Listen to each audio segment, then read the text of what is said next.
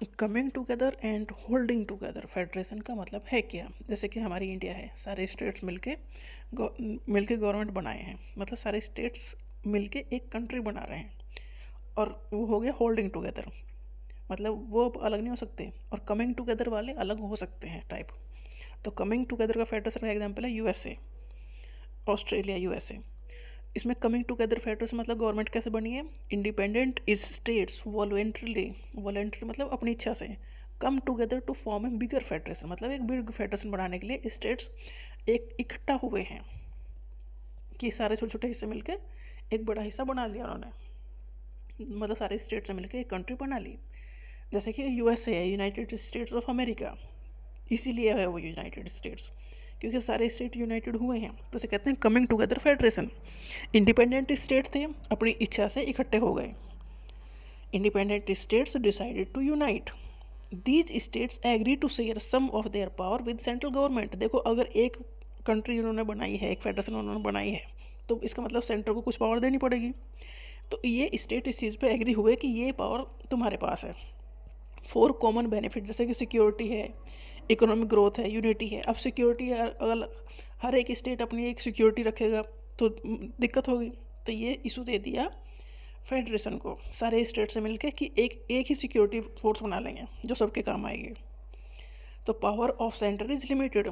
जो coming together federation है, उन्होंने सेंटर को पावर, एक लिमिटेड पावर दी है, अपनी सारी पावर नहीं दे दी स्टेट्स ने। इसे कहते हैं कमिंग टुगेदर फेडरेशन। अब इंडिया में holding together federation, India and Belgium. Holding together federation is formed when a large, diverse country decide to divide power between the central government and the state government। यहाँ भी states हैं, but वो अपनी, ऐसा नहीं है कि अपनी इच्छा से जुड़ गए हैं, हम अपनी इच्छा से अलग हो सकते हैं ना।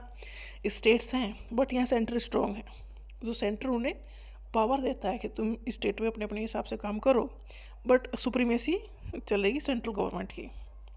जैसे होल्डिंग टुगेदर में ये था, कमिंग टुगेदर में ये था कि वो अपनी मर्जी से आए हैं और वो अपनी मर्जी से जा सकते हैं। होल्डिंग टुगेदर में ये है कि इकट्ठा हो गए हैं हम, सारे स्टेट्स ने मिलकर कंट्री इंडिया बना दी। अब ये एक स्टेट कह के मैं अलग हो रहा हूँ कि ये मुमकिन नहीं है।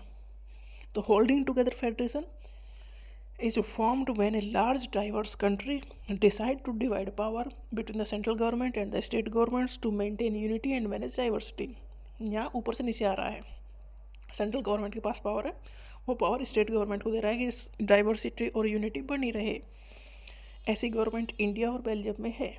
इसमें होता क्या है? डिसेंट्रलाइजेशन ऑफ पावर, मतलब पावर सेंटर के पास नहीं दी गई है, स्टेट्स को डिस्ट्रीब्यूट की गई है या पावर शेयरिंग की गई है। Power is given from centre to states, centre stronger part है इसमें। तो इंडिया में कौन सा है? होल्डिंग टुगेदर फेडरेशन, ये इकट्ठा है और ये अलग नहीं हो सकते अपनी मर्जी से।